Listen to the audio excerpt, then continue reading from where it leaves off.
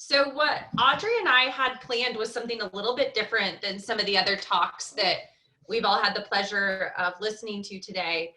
Audrey and I, Todd had approached us and just said, do something together. We'd love to hear the two of you talk. And so we got on the phone together and just found that we have such a lovely time just chatting with each other and asking each other our perspectives and what we think about different things, that we actually thought you all might enjoy listening in on that kind of conversation. And so with a life participation approach to aphasia focus, Audrey and I had planned the chance just to have a conversation between the two of us, and with a stand-in, that'll work too.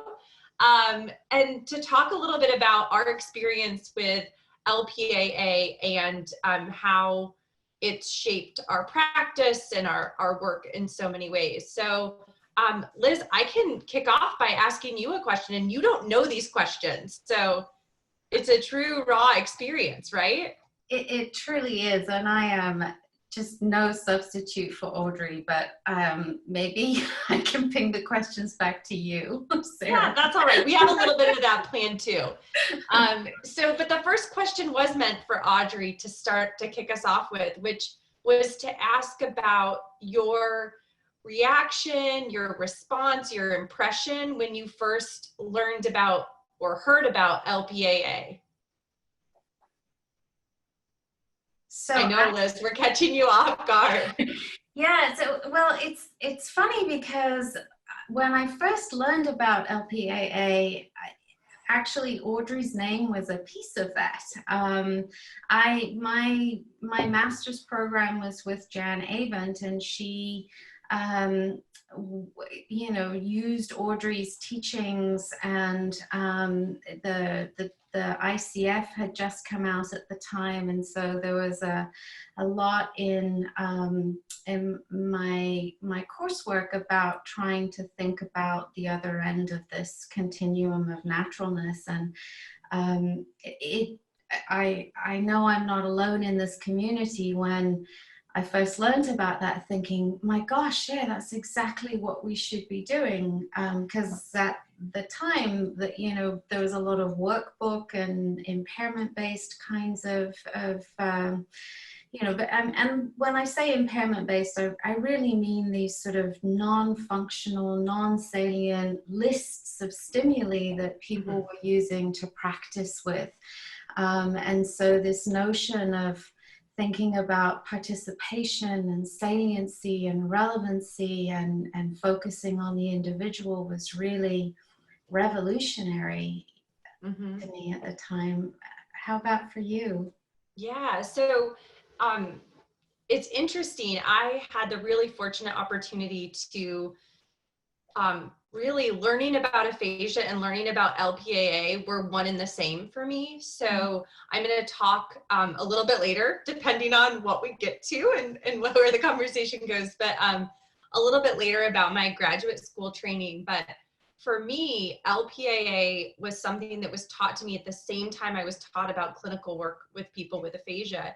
And so I didn't really know how to separate the two, and it just made complete sense, because to me, participation is about seeing people as people, which sounds kind of ridiculous, but sometimes I think we, myself included, can sort of get wrapped up in like, what is it to be a therapist, and forget that it's just a person sitting across from us. And LPAA to me brings us back to, this is a person, and this is somebody who wants to do all of the things they did before their stroke, maybe things they didn't do before their stroke. And so LPAA is about helping them kind of get back to that. Yeah, so really interesting kind of contrasting experiences.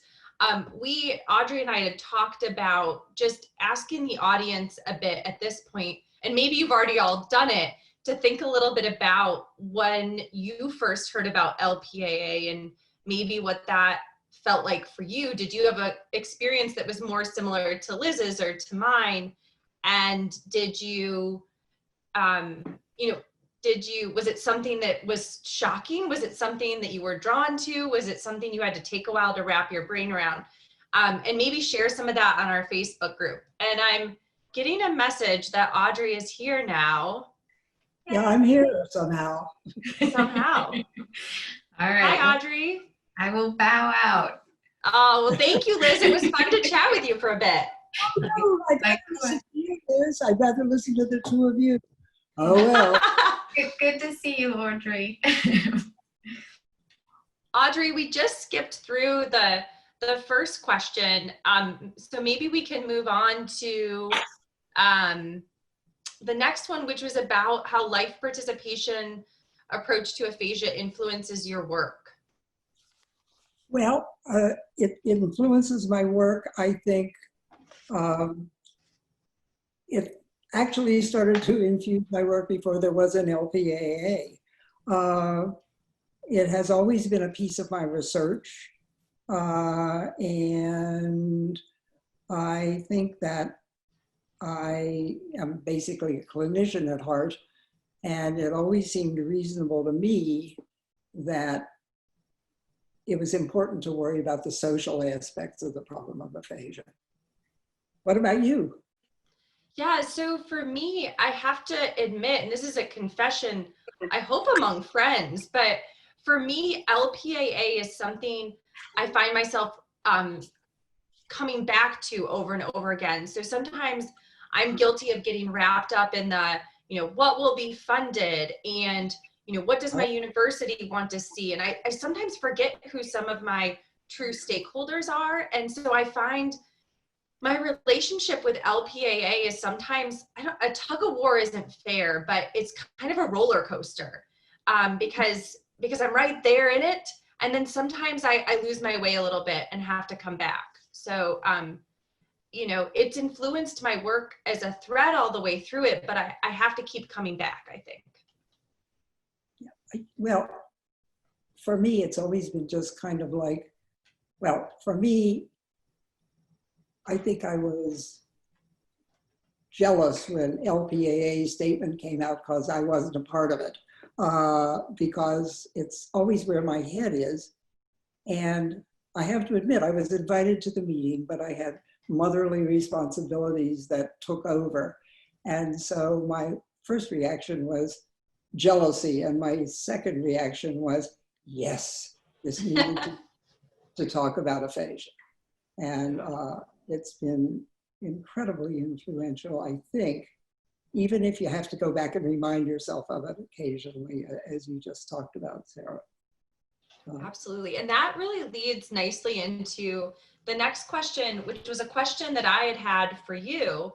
That was some of how we got the whole idea for this talk, which is, we've made a lot of progress with LPAA, and a lot of that we've been hearing about all day today and throughout the month. But what's next for LPAA in your view? Where are we headed? It's pretty simple. It seems to me that the next step is get rid of the A. That it isn't LPAA, meaning aphasia. It's life participation approaches in neurogenic communication disorders. And I think that came up today in a way that I think is also, I was kind of gratified to hear that as it kept coming up. But I just wish the A would go away and it would be something still alphabet soupy, but a little more away from just aphasia, because it's everything. Yeah, and I think aphasia access has started to open up to that. I hear presentations, even today, people talking about primary progressive aphasia, which wasn't always at the forefront of LPAA, just, wasn't something that we kept bringing up. And then I've also heard people, Michelle Bourgeois and Alyssa Lanzi, talk about dementia when it comes to thinking about life participation. And I can see that Nidhi, who I thought would be someone who would be totally into this as well, is commenting about how important this is for dementia care and for autism. So it definitely can permeate through a lot of different areas. Head injury. And head injury. Yep. Yeah. Absolutely. The next question, I think, was one that you had wanted to ask me. I don't know if you can see my slides or not, Audrey. Yeah, I'm fine now that I'm here. I don't know why I wasn't. So how did you learn about LPAA, Sarah Wallace? Yeah, so I hinted at this a little bit early on. And, one of the wonderful things for me was that, like I said, it was just integrated into my early learning. But I owe this really to Sandy Glista and Robin Pollins, who I know have been on and off today. So shout out to Sandy and Robin if they're on still. They were just beginning to form aphasia groups when I started my graduate program, and what a lucky position I was in. I had no idea. LPAA wasn't really presented to us as a choice. It was integrated into everything that we did as students. So I had the opportunity to start a book club, for example, for people with aphasia.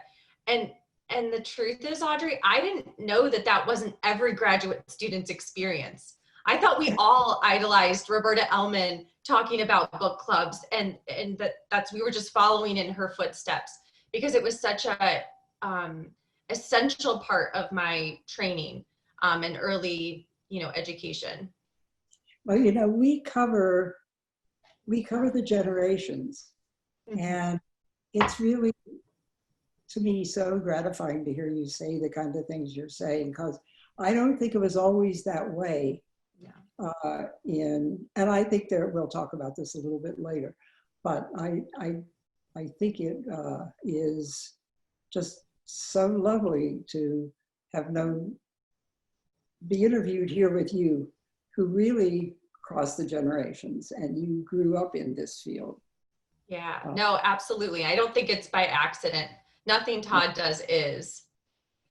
So I wanted to ask you a question about resistance to LPAA. And, this resistance can come from well-intentioned family members, very driven people with aphasia, or, insurance companies and other providers. So how do you manage resistance that exists for the life participation approach? In terms of clinical work, I'm surprised that you find resistance from family members, in the sense that if you say, we're going to work on words that mean something to your family, they're going to object to that? I mean, I don't know. That's hard for me to deal with. On the other hand, the other part of that is that the resistance from third-party reimbursers, from everybody else that's involved, I think is something else again. And I think what we have to do, at least as far as I'm concerned, is that we just have to, as far as I'm concerned, I don't manage resistance. I mean, here's where I am, here's where I come from, and this is how I see it. And I'd like to convince you of that, but if I can't, that's not my problem. So, I'm all for family involvement and for as much family support as we can possibly give families. But my sense is that one of our responsibilities is to teach them that these are the important things, and that they are a part of that, and as important as the person with aphasia. Don't get me started. That's all part of it. And that we have a role as speech language pathologists. Our role isn't just about talking, but about helping people get back to the things they want to do. Right. Yeah, I agree. Okay, my turn, Sarah. Yes. I'm not teaching anymore, and I'm really curious about how you teach about LPAA to your students. Yeah, and certainly I have some big shoes to fill from my experiences as a graduate student, but I have the opportunity to talk about LPAA in my aphasia course, and frankly, in my neurocognitive disorders course, we talk a lot about participation. Aphasia Access has some great resources for this, and I like to bring experts into my class to share about the life participation approach, So it doesn't just sound like something that I'm making up, but so that students can see this is real and something, you know, people across the world really are talking about as being important. So I think that's one of the things that's super helpful. In terms of another way that I do a lot of teaching is my research mentoring. And so I like to think that for my research mentees, we have a lot of conversations about how our research studies are aimed towards this goal of participation.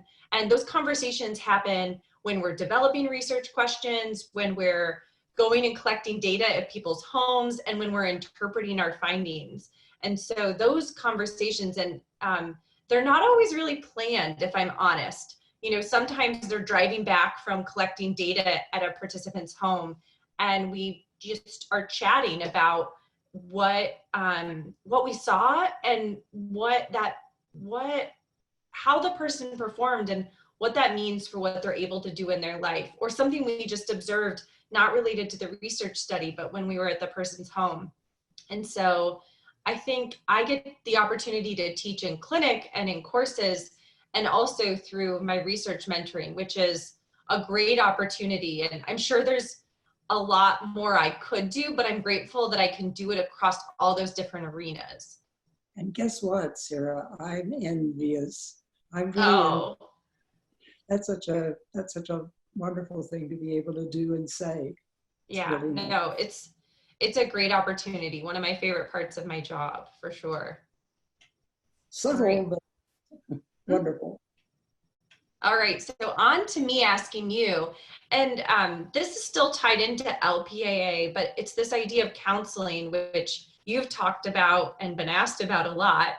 But I thought it would be helpful to just share in your experience what counseling techniques are most beneficial. What have you Well, found to be tried and true? That question, when you and I sort of talked about it, really sent me off in a very nice introspective direction. And my answer to that is going to be probably very disappointing. The most important counseling technique I can think of, at least in my view, is the ability to listen. And the ability not to hear what you want to hear, but the ability to hear what someone and family are really saying, because that is the way in. And it's just the most pervasive, and as far as I'm concerned, the most important one. You know, Buddhism talks about, you know, the statues of the Buddha with the third eye in the middle of his head. And I sort of try to move that out to think, well, it's the third ear. I don't have a third eye up there. I have a third ear, which looks pretty weird. But me, it's getting all those hidden meanings. And that's, to me, the third eye and the third ear are very important concepts related to the whole act of listening. Oh, Yeah, it makes me think that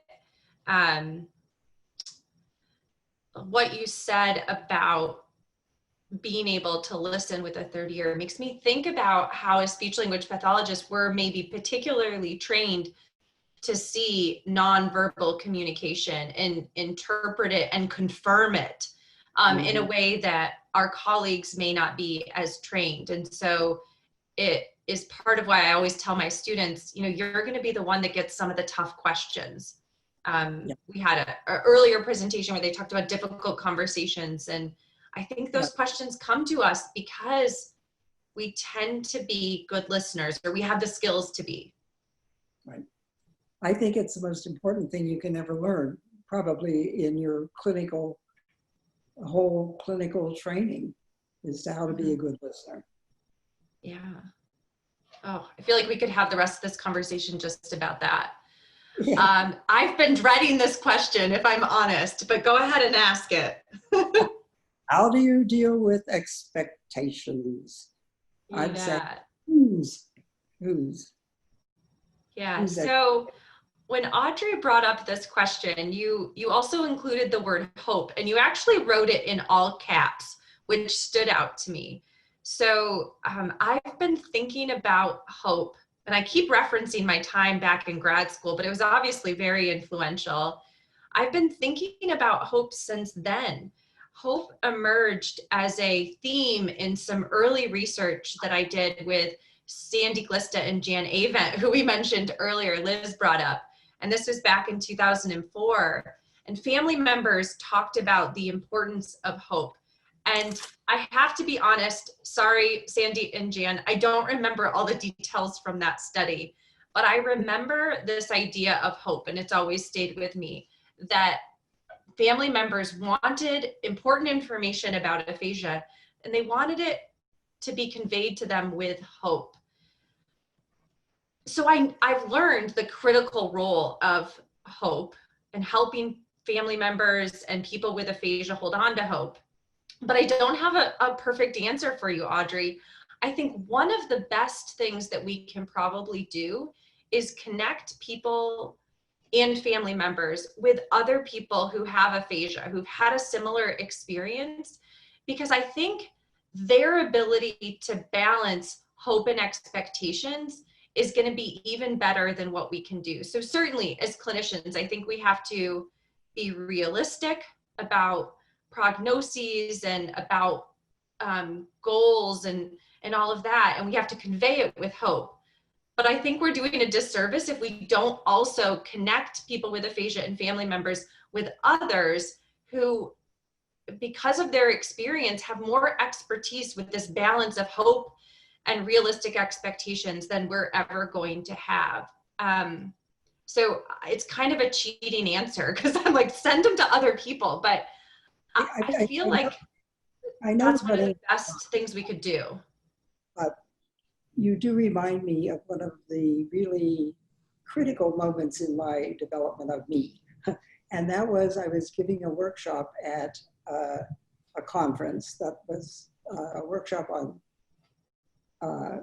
counseling primarily, but it was for professionals. And as these professionals started walking in, I noticed that an enormous number of them had hemiplegias. And I thought, this is kind of interesting. I didn't know there were so many speech pathologists, and then it suddenly dawned on me.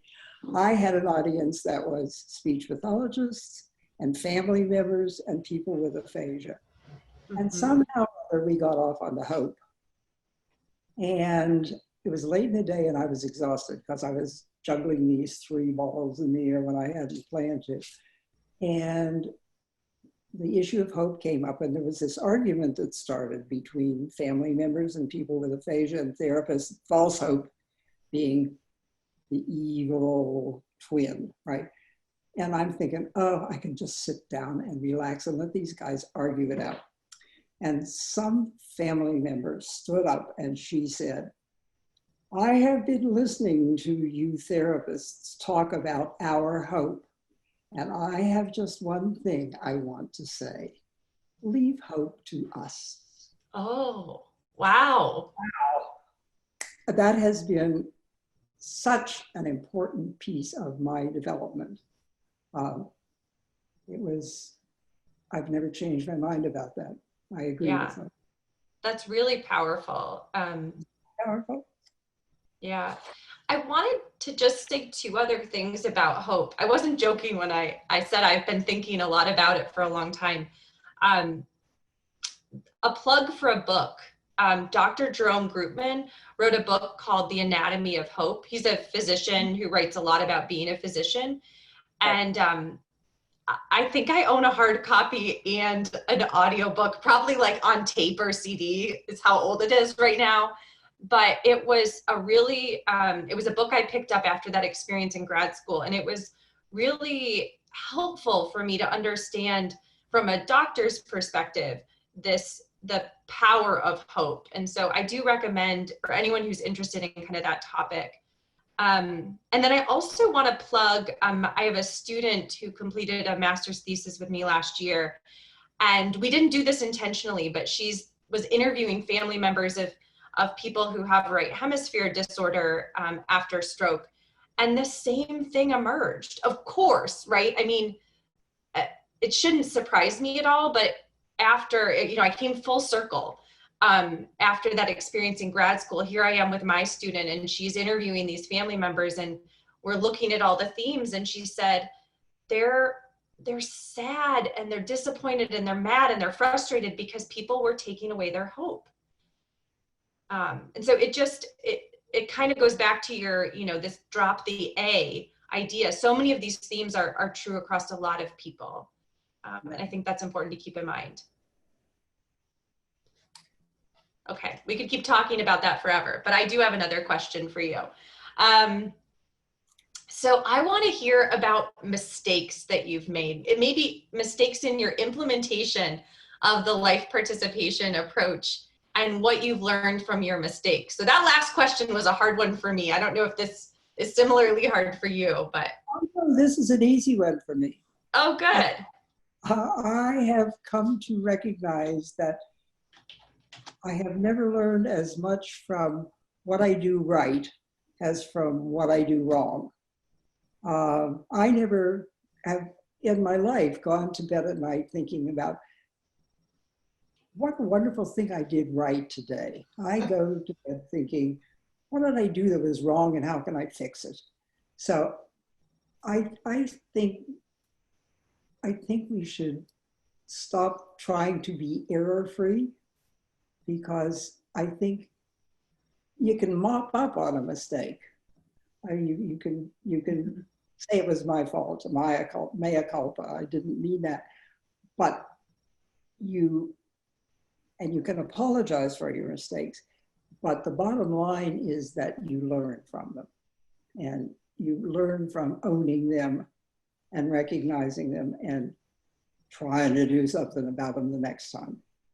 Yeah. So that's what I've learned, everything from my mistakes. Not everything, but close. No, that's helpful to hear, for sure. And so there, Sarah Wallace, what have you learned from your clients?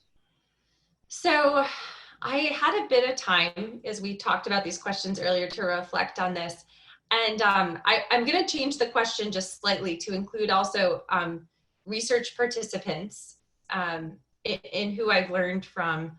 But, people with aphasia, I mentioned this actually in my earlier talk today, which, by the way, feels like 3 days ago at this point. But, as a research team, we did interviews with people with aphasia, and they shifted our entire research agenda. We thought we were going one way. We had a path, an idea of what we thought was interesting and important.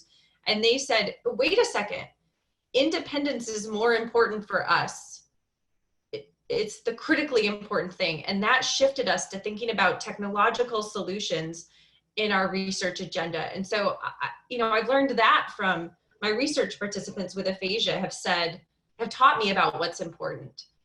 My clients also teach me things, particularly new compensatory strategies, ways to use their phones to compensate, ways to get around one-handed.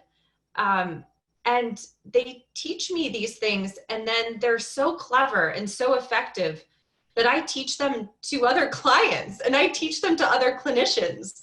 And so I'm learning from them all of the time in those ways. I think on a more personal level, and I think of specific people with aphasia when I say this, I've learned a lot about slowing down. And I don't mean physically, like not going out and running, because everyone knows I'm still doing that, but slowing down in the sense that it's kind of okay to be human, sort of what you were saying about making mistakes. The combination of characteristics I see in a lot of people with aphasia are persistence and hard work and striving for excellence, but also still being human.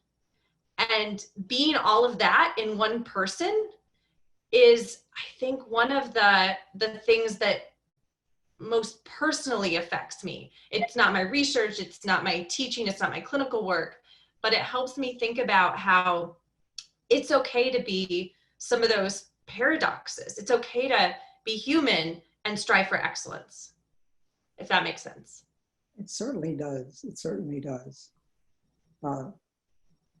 And I would agree with you that your clients are probably your best sources of training, and that if you, for your students, if you leave graduate school and go out in the real world, this is the time when you can really begin to learn, because you will be learning from your clients. Yeah. Yeah. And we're so fortunate to have those opportunities. And I don't take it lightly, I guess. We are to our final question, and I know Todd's going to be sending or sharing some questions with us, but we can still wrap up with our sort of planned takeaway. And I think you were meant to ask me first. Is that correct? I think so. All right, let's do that. Quick. What is the takeaway? So I want this to be the takeaway from our conversation, but I think it's also been my takeaway from the day, which is that there isn't a right way necessarily to do life participation approach. That I think a little bit about what Nina had said in her keynote this morning when she was kicking off the event. She talked about the farmer working towards a specific point. And I think of this as kind of like a beacon or a lighthouse, that like life participation approach is like out there and it's something we're aimed towards, but there isn't just this like exact right way to do it. That I think we can all have different ways of working towards that same sort of beacon, if you will. The journey is going to look different, certainly, but I think that's my takeaway. We've talked about in our conversation different aspects of LPAA and how it might look different, or how it's even looked different for us, or it's evolved for us. So that's what I think for me, that's what the takeaway is that it can look different, and it's still working towards that main point. I don't know what I could add to that. That's a beautiful statement. Oh, well, thank you. But I do want to hear what your takeaway is as well.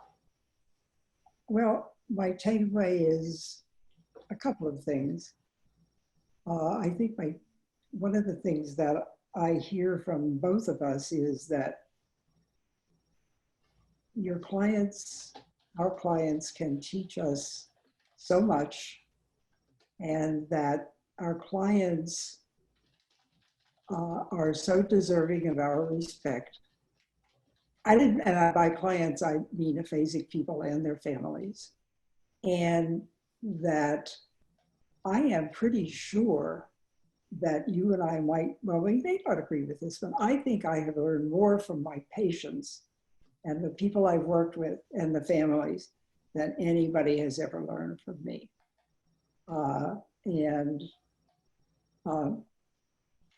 That's kind of nice to hear that from both of us. Yeah, no, absolutely. I think we were meant to try to buy a little bit of time to catch everyone back up. So I'm wondering if Todd wants us to answer any questions from oh no, I didn't mean for enough time to show the vending machine picture. Anyone wants to know what it looks like when Sarah's trying to rescue Pringles out of a vending machine? There's your picture. You knew it had to show up for just a second. You know, you just be thankful I didn't photobomb you in the middle of your talk. Well, thank you for that. I think we're great. I think that, you know, as you look through the chat, you just see a lot of appreciation for y'all's candor, for sharing your take, looking at things from two different places on the professional, you know, the journey at this point with where Audrey, I'm going to ask you two questions. I'm going to ask you one. The second question I'm going to hold off on because, well, I don't know what's going on with football this year. I've been asking a lot of people, what's your favorite aphasia? What's the aphasia access memory that comes to mind that really sticks out for you?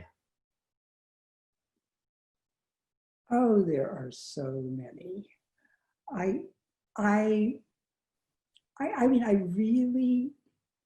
It's really hard for me to say, but it was sort of, I can think about it like this. At the first aphasia access meeting, I was sort of like fighting off tears through the whole thing because it was so wonderful and it was so a dream come true. And so it's really hard for me to say that there was one special thing that I've ever had from the, well, no, I think there is one that I really loved. And that was when Jerry Kaplan won the award in Baltimore. Sure. I think that just was one of the most wonderful moments of my aphasia life. And it's one of the things I will remember.